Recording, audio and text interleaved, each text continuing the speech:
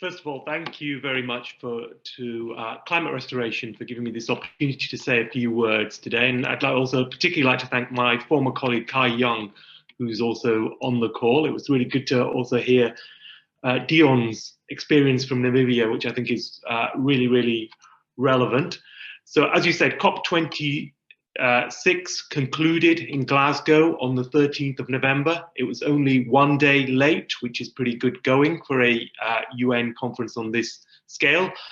And it concluded with nearly 200 countries agreeing the Glasgow Climate Pact to keep 1.5 degrees alive, and also finalized the outstanding elements of the Paris Agreement. I could speak for a long time about the conclusions of Glasgow, but I'll try and touch very briefly on three different aspects. Firstly, the importance of bringing people together to find shared solutions. Secondly, what we achieved in Glasgow in terms of ambition. And thirdly, to talk a little bit about the Paris Agreement and the parts of the follow-up to the Paris Agreement that we concluded in Glasgow. So the first thing to say is that this was the first time that we've held a global summit anywhere since the start of the COVID pandemic. So for that reason alone, it was really, really important to do this, and it was really, really important to get it right.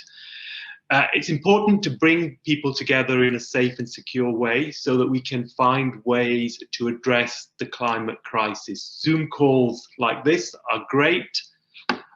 They're really important. They're a great way of connecting people across the world, but they're inadequate in trying to resolve the most difficult challenges. And there's nothing as challenging as the climate crisis. There's nothing as important as the climate crisis.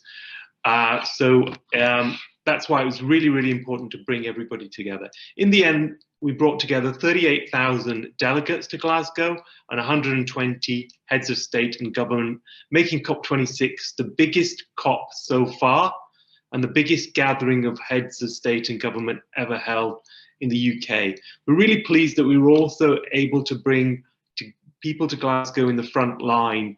So bring youth, bring indigenous groups, bring people from small islands, from landlocked countries from across the globe who are suffering at the front line from the climate crisis. But we didn't just have to bring everybody together in the way that past hosts of the COP had done. We had to bring them together in a safe and secure way that was both safe for those attending, but also for the public in Glasgow. And we did this by following the science and following health expertise. And we put in place a number of measures which made sure that COP26 was safe and secure. This included vaccine, so trying to ensure that everybody who attended was vaccinated, and also making an offer to vaccinate those who were not able to acquire vaccines locally. Working with the UN, we provided vaccines to close to 1,000 people in different parts of the world who were planning to attend COP, but were not able to acquire vaccines locally. It also meant that we put together a venue which was socially distanced. It required mask wearing because that's an important measure, but at the same time we had to create a venue which people felt was welcoming, was able to maintain the energy that's needed from civil society and others if we're going to really make progress on climate. And finally, we also made sure that there was a lot of testing in place. Anybody who came to COP26 was required to test before they attended, were required to do daily lateral flow tests. We distributed over 600,000 lateral flow tests free of charge to those attending COP26. So together we were able to put together a pack of measures which meant that we kept COP26 safe and secure. The rate of COVID in COP26 was significantly below that in wider population in Scotland and in Glasgow, and that's just a testament to the measures that we put in place, the measures that followed health advice and followed science. And I think just getting people into Glasgow was an important step, an important, not a sufficient step, but an important necessary step to try and grapple with some of the issues that we need to grapple with. But also, we didn't just get people into Glasgow, we also really raised the bar in terms of ambition. Our overall goal was to keep 1.5 degrees alive, because we know the further we go from 1.5 degrees, the harder it is and the challenges become greater in terms of climate. And we just about managed to do that through increased ambition from countries and the Glasgow Climate Pact. So when we took over responsibility for COP26, almost 2 years ago, because initially we were planning to do this in 2020, but it had to be delayed because of COVID, only 30% of the world was covered by net zero targets. The figure, after a year, 2 years of real hard work pushing countries across the world, is now at around 90%. So over 90% of the world is covered by targets, are in countries who are committing to meet net zero.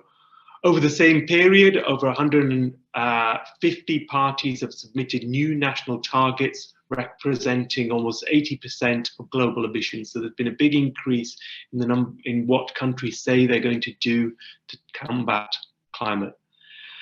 The UK presidency also focused on driving action to deliver emission reductions.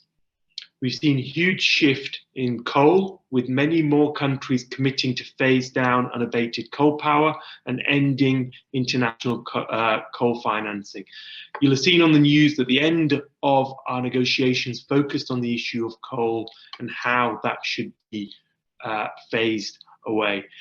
Alongside this, we saw important commitments to protect precious natural habitats, with 90% of the world's forests covered by a pledge from 130 countries to end deforestation by 2030. And again, these aren't sufficient steps, but they're important building blocks in our fight and our combat against climate change.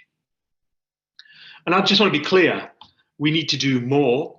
Nobody's going to argue that what we achieved in Glasgow is sufficient. But what it is they're important steps, but we also need to make sure that we keep up the pace of ambition, so we keep building on what we did. And the Glasgow Climate Pact will help do that by speeding up the pace of climate action. All countries that attended COP26 agreed to revisit and strengthen their current emissions targets for 2030, known as NDCs, in 2022. So everybody will be coming back, has agreed to come back with strengthened NDCs.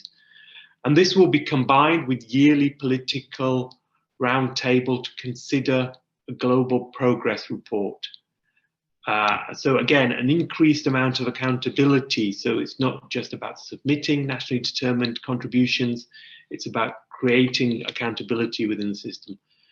And this global roundtable also includes a leaders level summit in 2023 in the UAE during COP28. We're also very conscious, as we were pushing to raise ambition, that we also, this needed to be combined with commitments and an increase in resources flowing to combat climate change. We firmed up the commitment to provide 100 billion a year in climate finance in the lead up to COP26. COP decisions went further than ever before in recognising and addressing loss and damage from the existing impacts of climate change. There are also commitments to significantly increase financial support through the Adaptation Fund, as developed countries were urged to double their support to developing countries by 2025. And again, that's something we're very keen to ensure is properly followed up, and that commitments are not just made, but are followed through. And finally, the final point I'd want to talk about is the Paris rulebook. And again, this is an important part of what we achieved in COP26.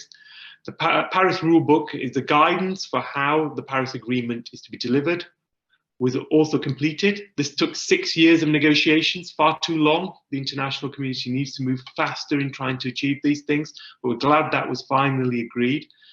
And this will allow for the full delivery of the Paris Accord after agreement on transparency process, so how countries report in a clear and consistent way, but also included agreement to what's described as Article 6, which establishes a framework for countries to exchange carbon credits through the UNFCCC.